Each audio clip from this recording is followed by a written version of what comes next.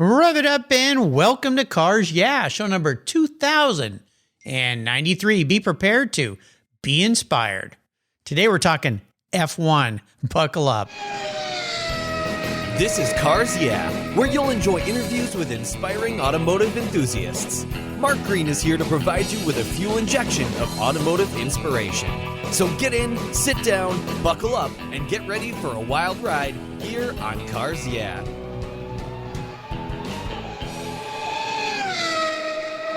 Hello, inspiring automotive enthusiasts, and welcome to Cars Yeah. Today I'm in Alkmaar. I probably butchered the saying of that, but it's a bit north of Amsterdam in the Netherlands with a very special guest by the name of André Hoogeboom. André, welcome to Cars Yeah. Do you have any gear, and are you ready to release the clutch? Thank you, and I'm thankful that you will have me on your show today. Well, we'll have some fun. Now, before I give you a proper introduction and we dive into this very cool book that you've penned, what's one little thing that maybe people don't know about you, André? Well, that I'm probably the biggest Bruce Springsteen fan in the Netherlands. No kidding. Yes, I am. I was there in his first show when he came here. And ever since I've been hooked, that was in 1981 and in 1974. So you can guess my age by now. Well, you're up there with me, a more mature guy. Okay. We'll put it that way. But yeah, Bruce has been rocking it for a long, long time. And when I hear his songs, they really take me back to very early days when I was first in college and then dating my wife. And I remember going skiing in Utah and listening as I was driving over into the hills, Born in the USA. And yeah, he's been doing it for a long time, hasn't he? Yeah, he's the story of our lives, isn't he? He really is, yeah. I consider him a kind of brother, a kind of heart friend. Yeah, absolutely. And I'm going to see a show in the Netherlands next year, 2023. So I'll be ready for it. Wow, it's amazing. Many of these singers that just have a prolific career, they just stay with it. They keep producing, and I think they go through generations. And all of a sudden, all of us more mature folks want to go back and relive our youth a little bit and enjoy their music. Yeah. Their music. Yeah, pretty amazing. Pretty cool. Yeah. Well, let's talk about what you're doing here. André Hoogeboom is a Dutch journalist and writer specializing in the world of Formula One, and he runs his own press and consultancy agency. His unauthorized biography of Max Verstappen was first published in the Netherlands in 2016, and he's now been much expanded and adapted to bring it to suit us English-speaking audiences. Thank you very much. It's titled Max, the Dutch Master, an unauthorized biography. His other books about motorsports include the history of Zandvoort, his country's premier racetrack, a reconstruction of the adventures of Dutch car manufacturer Spyker, including its short-lived Formula One experience, and he's written 2 novels titled Deadly Ambition and Sabotage. We'll be back in just a moment to learn more about André's new book. Well, remastered book, we'll put it that way, since we're talking about Dutch masters. But first, a word from our sponsors, so please give them a little love, a little listen. That's how we keep the lights on here, and we'll be right back.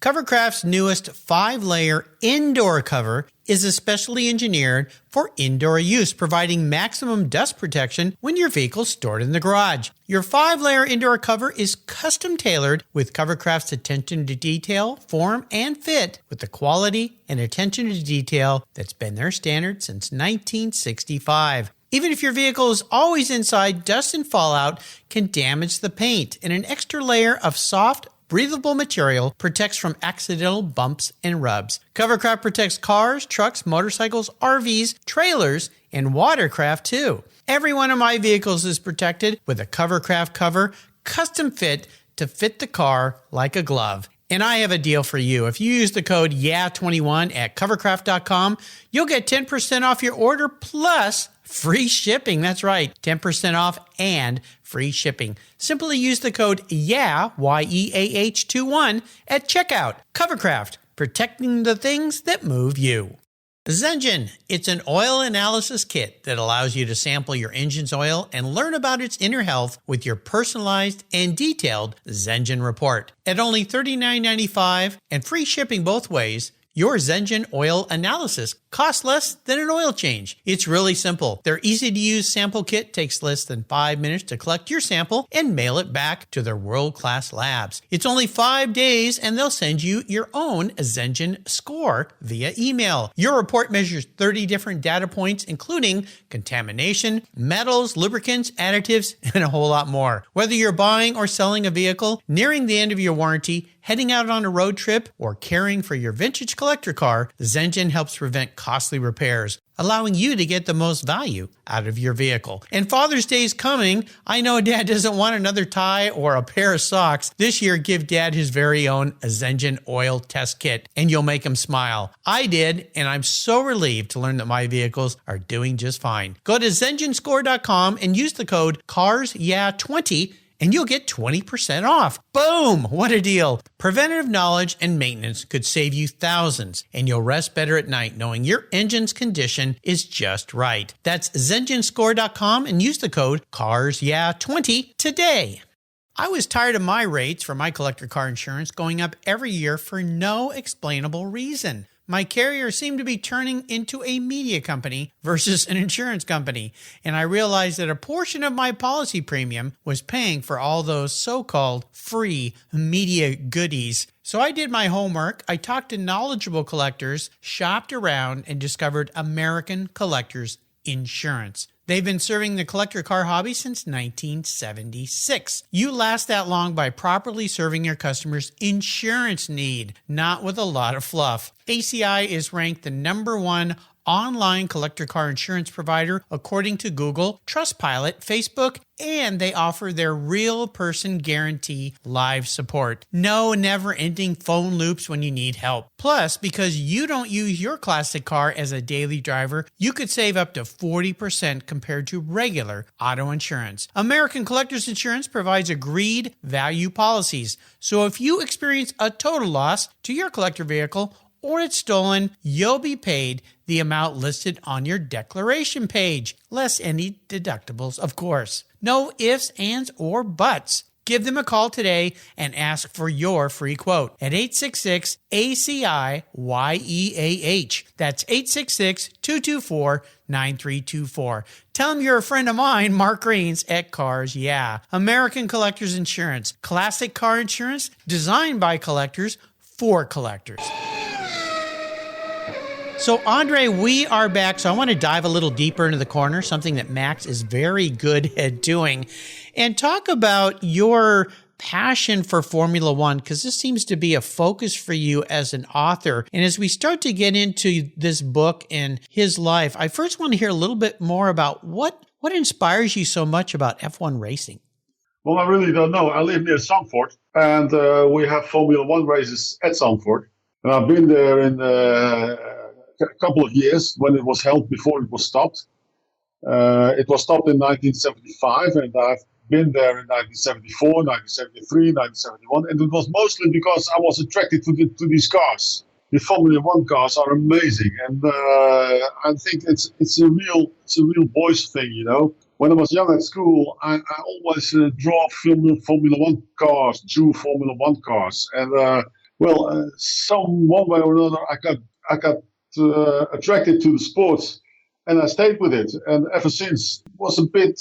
And when Max Verstappen entered Formula One, it all got a new kind of dynamics. And when the publisher asked me if I could do a book on Max Verstappen, I said, "Well, okay, I will give it a try." Well, and the rest is history, to be honest. Well, absolutely. And of course, our good friends at Evro, they've sent me many great authors of books here. So thank you to those folks there. And of course, a shout out to Judy Stropas, who put us together today. She connects me with all the cool people in the world. That's for sure. Okay. I read in the intro of your book, you write, like a true Dutch master, Max Verstappen has revitalized Formula One, rewritten the rules, made the sport more exciting, and put the Netherlands on the motorsports map. Let's dive into Max's career a bit. Tell us a bit about where he came from. And of course, his father was another great driver, Jos Verstappen. Tell us what you've learned about Max and kind of walk us through his history, and then we'll get into what's going on today because, wow, we just came off of watching the Monaco Grand Prix, and he and his teammate there were up in the lead on the podium. So dive into Max's career. What an interesting guy he is. Yeah, well, he started racing at the young age of 4. He was in a go-kart. And that's of course because of his father. His father was a Formula One driver, and his father is very much into the go-kart sports. So when he was 4, he asked his father whether he could. His friends were driving, when they were riding in those go-karts, and he asked his father if he could drive one too. But his father said that he was too young at the age of 4. But Verstappen doesn't take no for an answer. Yeah. So eventually he put him in the go-kart, and ever since he rode his first race, it was very clear that he was a special talent. He was a very, very special talent, and that combined with the tuning capacities of his father, he made a difference in the go-kart sports. Absolutely, it's amazing, and I believe he is the youngest Formula One driver to come on the scene. Now, I have my ages right? That's true. He's the youngest. His debut was when he was 17 years old in Australia, and everybody they looked upon it as if it's something, as if it was a miracle. There were some critics. Lots of guys were very skeptic because they said he was too young. He couldn't drive a Formula One car. But from the moment he was testing, and from the moment he was driving a Formula One car, everything fell in its place.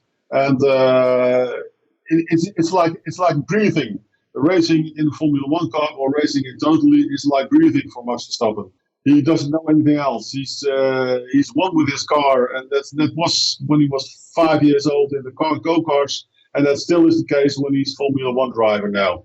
It's amazing. One thing I wanted to touch on that's an interesting phenomenon, and I spoke with a previous guest a few weeks ago about this. The Netflix documentary series Driven to Survive has really exploded the exposure to F1, and it's brought an audience, I think, to F1 that really hasn't been there before. And I'll give you a good personal example. My daughter, Paige, grew up in my house. We watched Formula One, every Sunday morning, the Indy 500, GT racing, and she never had any interest in it. Just wasn't her thing. She's into fashion and has a career in that. But now, all of a sudden, she was just here a couple weekends ago for the Monaco Grand Prix, and she goes, "Dad, we got to turn on the Monaco Grand Prix. I've got it streaming on ESPN." And I looked at her and I went, "Who are you?" And she said, "Oh my gosh, I've been watching that series." And she starts talking about all the different drivers. "Oh, I don't like him, but I like him." And of course, she mentions Max. She goes, "That guy is an animal." So I said, "Well, you know what? I'm going to be talking to an author who knows him pretty well." Have you heard that about Driven to Survive, that it's really pushed the sport forward? It has, and especially in America. Because F1 wasn't so popular in the United States, and when the new owner was an American firm, American Media Corporation, and they started to think of ways to make the Formula One more popular in the United States. So they worked together with Netflix and made the series Drive to Survive, which was a huge success. I've watched the shows. Also, of course, the first, the third, the second, the third, and it's amazing because it gives you an insight on the sports, which otherwise you can't have. If you want to be a bit critical, it is a bit too much scripted. I think there must be more.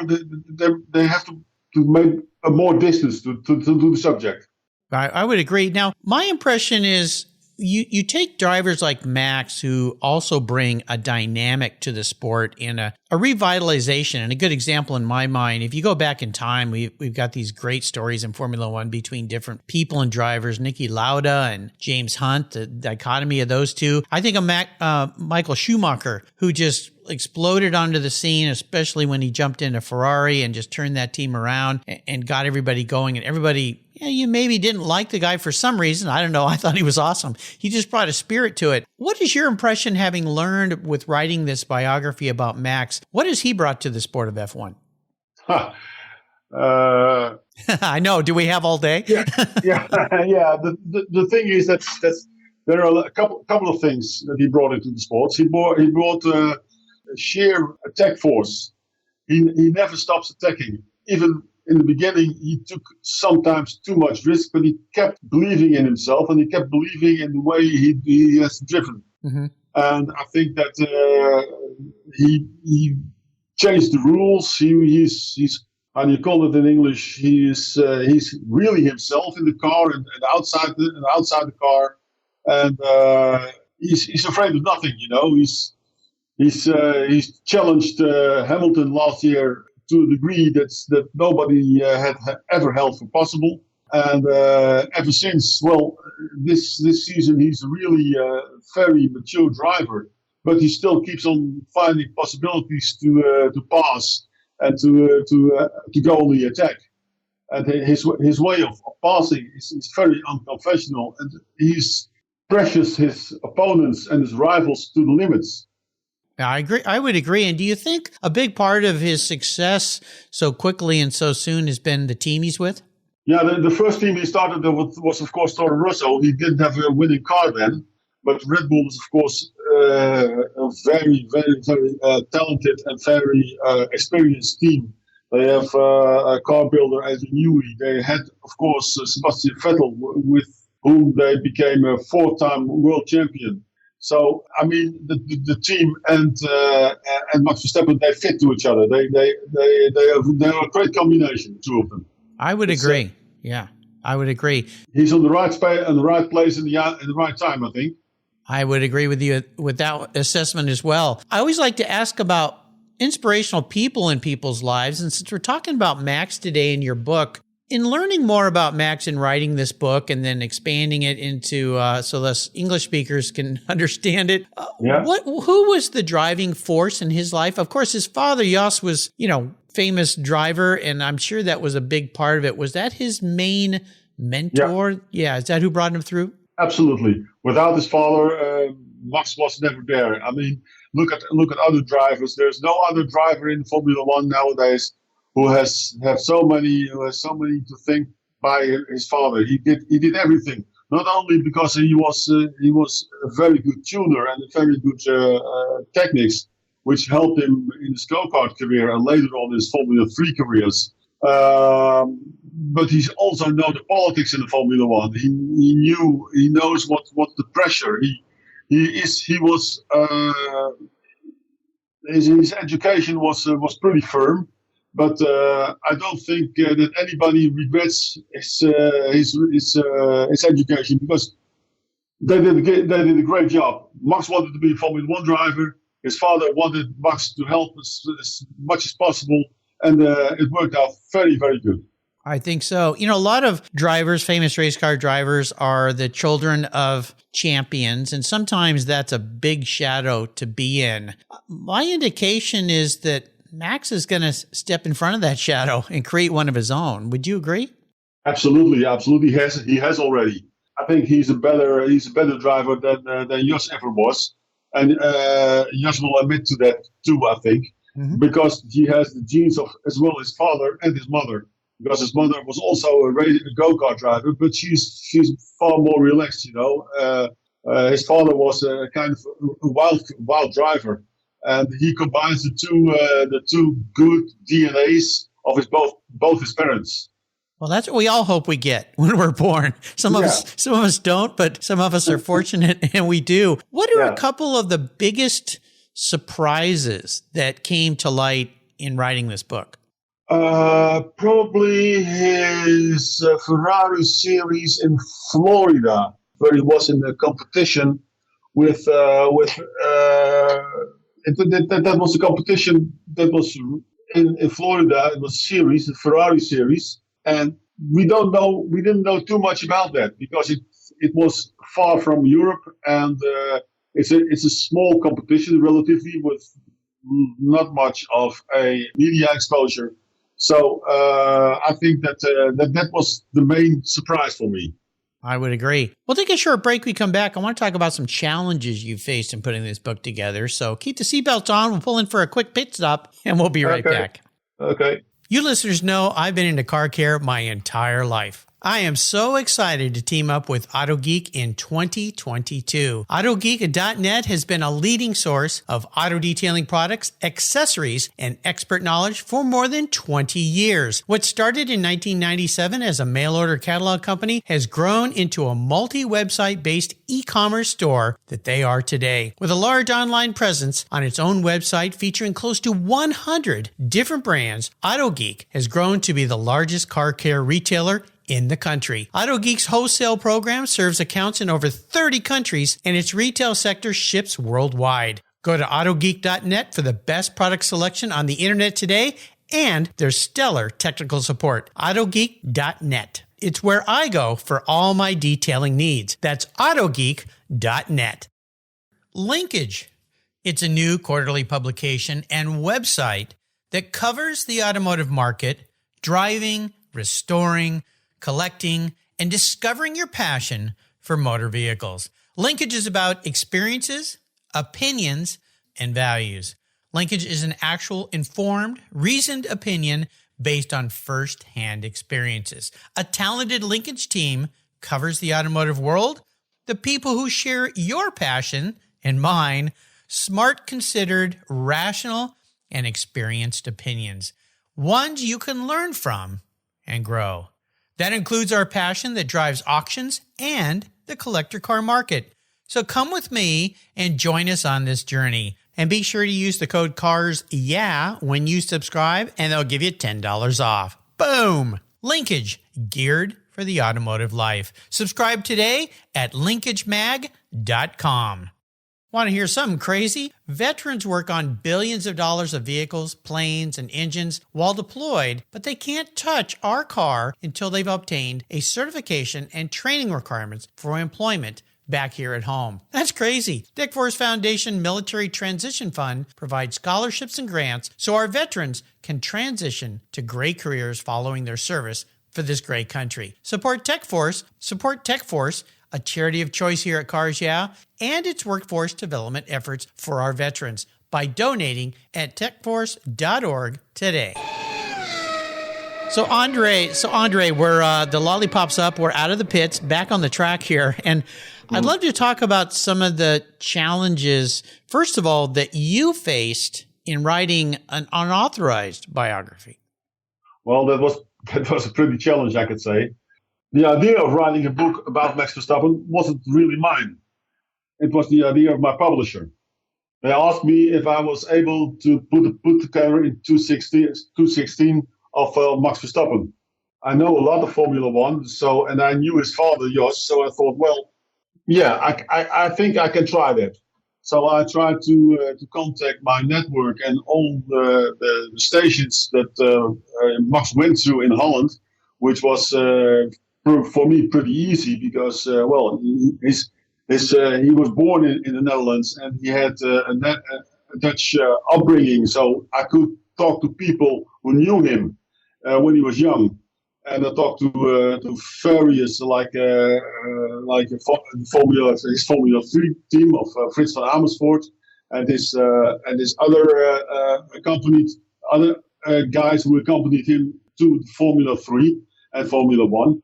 But the main challenge was, of course, that the Steve Verstappen didn't want to cooperate with the book. So I had to find my information elsewhere. And thank God I found my information elsewhere, and I knew a lot of Jos Verstappen, of course, and I knew his former managers, and I knew his tire engineers, and go on with that. And so I started working, and it fell reasonably good together. So that was my biggest challenge, to work in the book without the cooperation of Team Verstappen. And they weren't really happy also with my book, because they thought that I was profiting of his fame, which was in 2016 not really the case. It was like I said with other guys, that we saw in a pretty early stage his incredible talent, and that gave me the idea of writing this book. Well, no doubt. Yeah, absolutely. He's just a juggernaut. Let's switch over to Max and some challenges that you uncovered that he's faced in his career. Well, the biggest challenge was, of course, the step from Formula 3 to Formula 1, which was he was 17 years old, and that could have gone either way. That could have gone terribly wrong. But everybody in his surroundings, for instance, team chef of Red Bull, Helmut Marko, had an enormous trust in Max. So he really took every challenge by the horns, to say it like that. He's really didn't have much how do you call that drawbacks in his career. It's also it always went uphill, you know. Yeah. He won. Every year he became better. Every year he got in a better team, and so far he didn't have many great disappointments, I think, or faces any challenges. Yeah, so far so good. I mean, he's just rolling along. Yeah, he's in the flow. Yeah, definitely. Yeah. Boy, Yeah. I like to ask my guests about their own bucket list items, things they'd like to do in the future. I'm going to set a scenario for you here today, Andre. If you could sit down and have a dinner with Max, what are some of the questions you would ask him directly? Well, probably I would just have a dinner with him, and we'll talk about everything that's happening, that's going on in the Formula One. And I really don't have any questions about him. The only thing I really wanted to ask was how he feels the night before the race, in his hotel room after the qualification, back to the hotel, go to sleep. How do you prepare yourself physically and mentally for a great start of a Formula One race? Because I think that's the biggest secret of every Formula One race. You never know what's going on in his head just before the lights go off. Yeah, he's a very stoic person. And even my daughter, who I said has not followed Formula One, but all of a sudden has this interest in him, she made some comments about, as she's learned about these folks through the documentary series, is wow, that guy seems very, very driven, but he's hard to read. Some of the other people are, much more flamboyant or outgoing or jovial, or, you've all these different personalities, but he's a pretty quiet guy. And I said, well, there's some others in the history. Just wait till you to learn about some of the other people in the history, or even some of the other racers that are that way as well. They're very quiet, reserved, but you always wonder what's going on in their head, right? Yeah, but like Alain Prost, who's also very quiet and very reserved, the French world champion.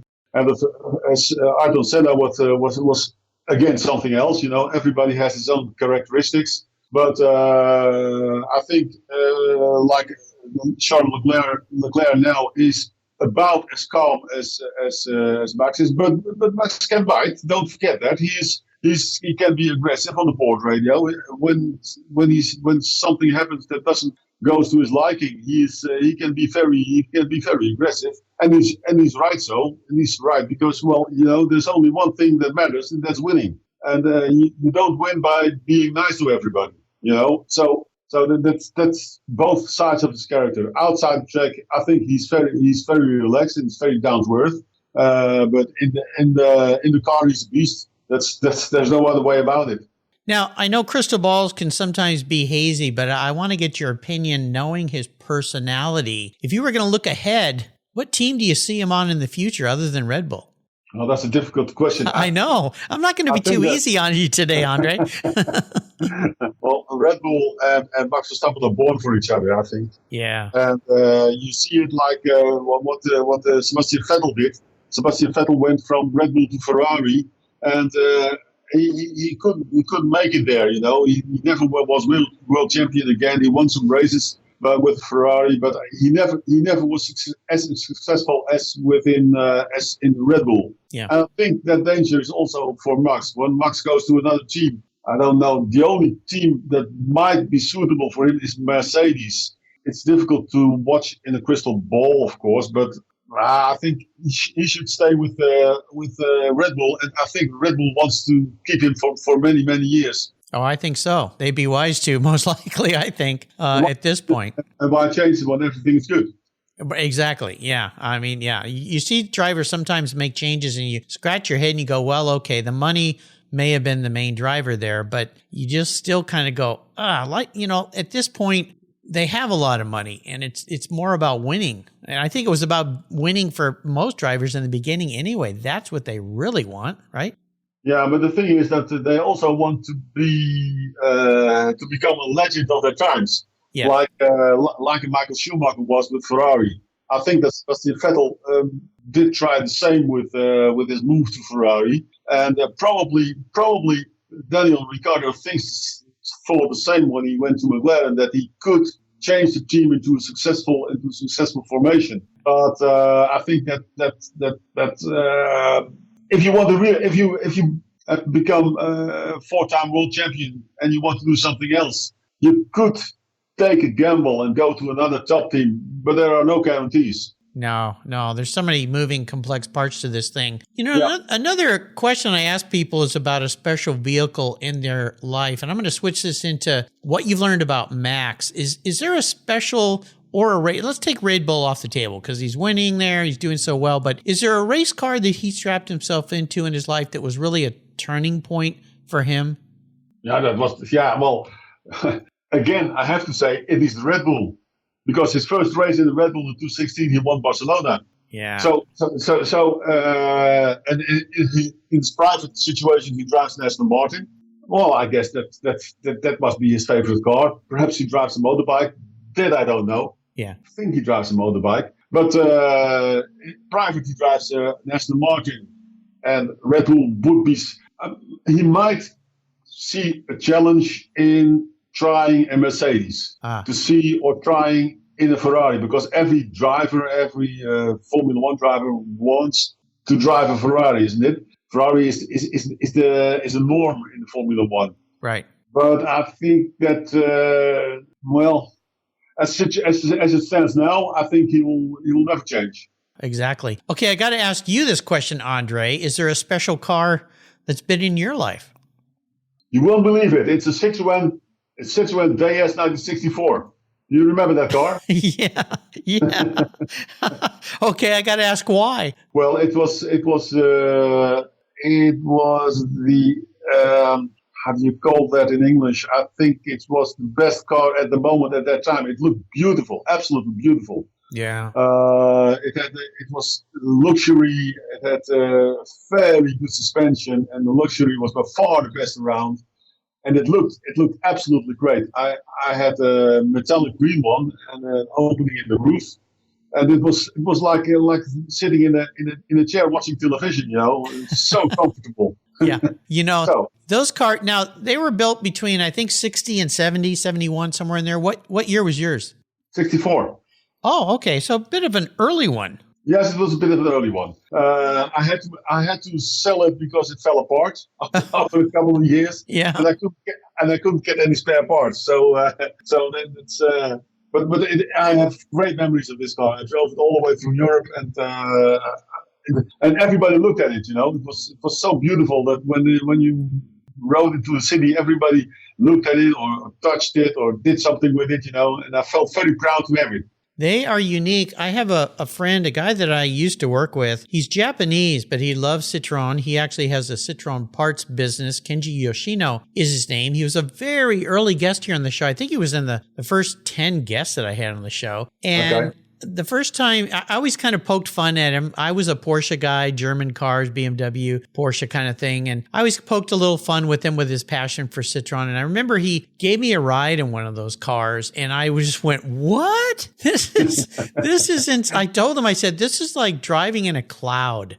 It floats. It floats. Yeah. Yeah. and the clutch is at the wheel. So you have to do the clutching on the wheel, and that's great. I mean, it's a total experience riding a DS. Absolutely. Citroën. Yeah, absolutely. Okay, now here's a very interesting question, and this is another twist up to my normal question. I typically ask my guests that if they were manifest or reincarnated as a vehicle, what they would be. But I'm going to tie this back to Max because you've gotten to know him so well. If Max Verstappen was reincarnated as a vehicle, what would he be and why?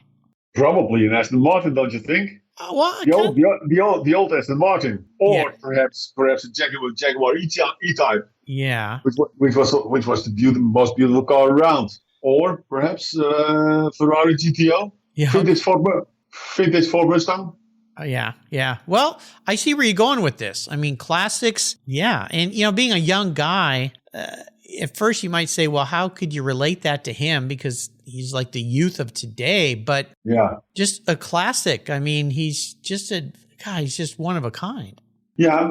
I think that when he can choose any car he wants and he likes. Perhaps he wants to drive a Bugatti. I don't know. But today he drives an Aston Martin, which I think is the modern equivalent of a Citroën DS. It's also one of the most beautiful cars around. Yeah. So he will choose for Aston Martin. Yeah. Okay. Very cool. Are there some ways that you've learned about Max in the way that he likes to give back to others? Is he philanthropic, or does he help young drivers, or is there some way that he likes to help others in the racing world or even outside of the racing world? Just being there, I think, is helping a lot of guys. I mean, he's proved that you can reach anything if you have perseverance and if you have stamina. You can get there. So I think he's inspirational. He's an inspiration for many sports and formula drivers and race car drivers. Sure. Because you can get anywhere if you really want. Of course, that's not true in the Formula One. You have to have a bit of luck, and you have to be extremely good to be there. But I think his inspiration is especially that he is there. And he's fighting all the time, and that he is very grounded and stays himself. Right? He's not like anybody else, and I think that's his inspiration. Yeah, definitely. So I always ask my guests to recommend a book. Of course, today we're going to recommend Max, the Dutch Master, an unauthorized biography by André today, and I'll put links to how you can purchase that book. If you look ahead, was this the first biography type book that you've written? No, I've written some other biographies, but about soccer players. And I wrote a book about the coming season. It was 2016. I wrote a book of coming Formula One season, but I didn't write. And of course, the Spiker Cars, which is sort of biography, but it's a biography of a car and a racing car and the CEO Victor Muller, who was very colorful, if I might say so. Oh, cool. Well, what do we expect to see from your pen in the future? Are you working on a book now? Yeah, I'm working on the idea of a book. What? Which is not yet working on a book. But I'm not going to tell you because I might bring some other people on ideas, and I will keep this for myself. Keep it under wraps. Well, you have to promise me this, André, that you'll come back when that book comes out, and we can talk about it as well. Is that a deal? Okay. That's absolutely a deal. That's okay. Absolutely a deal. Cool. Okay. So I'm going to allow you to go on, or enable you to go on, an ultimate drive. This is how it works. I'm going to buy any car in the world for you. You can jump in this car with anybody in the world or somebody who's passed, which opens up a very wide spectrum of people. Mm-hmm. And you can be driving anywhere in the world on this ultimate drive. So what does the ultimate drive look like for a guy like you, André? Must I be strictly honest? Yeah. To be honest, nobody. Nobody. You want to go by yourself? Yeah. Me, myself, and I. Okay. And probably I will drive a motorbike. Oh. I just purchased a new Honda 1100 NT, which is state of the art at the moment, and I'm very happy driving this motorbike through deserts or through country roads, mountain roads. Just listening to great rock and roll on my speaker system and enjoy the speed, the smell, and the riding in the open air. Because that's my ultimate drive, I think.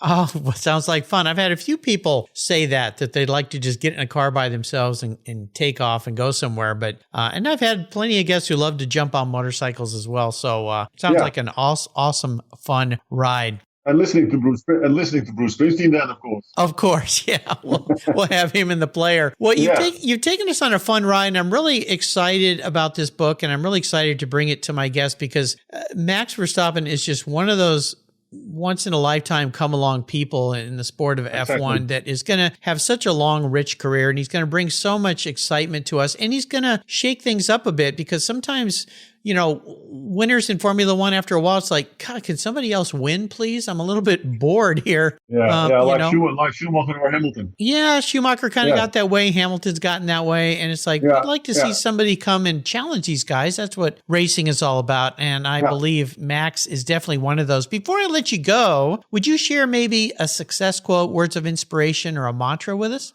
Oh, yes. I would think that, having fun is serious business. How about that? I love it. Yeah. You know, it's it's great, and especially ties in nicely with Formula One, because boy, I think so. Yeah, and my wife is not that into racing either, but she's watched that Driven series with me, and she's really kind of gotten into it. And I tell you, the phenomenon here, I think, is when you start getting into the business of Formula One and all the components and the people, that's what makes it even more fun than just watching a race, because you start to learn about people and their backgrounds and who they are. And that's the joy that you brought us with this book, Andre, and I want to thank you for that. Thank you. I think that Formula One is the perfect combination of sports, of entertainment, and of speed. I mean, it's a perfect combination of everything. Well, and big, huge money business too. I mean, the relationship between the sponsors and the cost and what it takes to get to a track, much less win, is just, it's almost staggering, mind-boggling how it even happens. You know, it's just yeah. That's true. It's incredible. How can people learn more about you and your press and consultancy agency? I do have a website. Yep. Which is andrehoogeboom.com. There are my books. There are links to my products, and you can get in touch with me. I always answer any emails. There's no problem at all. Of course, I'm on LinkedIn and I'm on Facebook, but my website is my best way of communication. Absolutely. And that's Andre. Yeah. His last name is Hoogeboom. I'll put links to that on Andre's show notes page. Just go to the Cars Yeah website, type in Andre, and his page will pop right up. You can have some links. And as I said earlier, I want to thank my friends. Oh, absolutely. Happy to support you, Andre. I want to thank my friends at Evro Publishing. They bring me some great authors, wonderful books. You can check them out. I'll put a link to their website. And of course, let me thank them too, because I think it's a great publisher in the English language. Absolutely. I'm very grateful. I'm grateful to be in his team. Yeah, absolutely. I've got so many of their books on my shelf. And of course, our mutual friend, Judy Stropus. I think Judy knows everybody in the automotive world. I've been friends with her for some time. She's also a past guest here. So if you listeners would like to listen to my talk with Judy, if you missed that, you can find her on the Cars Yeah website. Andre, thank you for calling in, for being so generous with your time and sharing this new book with us. So exciting. Until you and I talk again, my friend, I'll see you down the road. Okay. Thank you very much, and thank you for having me. You're welcome. Hopefully we'll see you at an F1 race someday. That would be fun. That will be great. Perhaps in the United States. I would like to go there. I hope so. You're welcome anytime. Okay. Thank you so much for joining us on today's ride here at Cars Yeah. Drive on over to carsyeah.com to find show notes and inspiring automotive fun.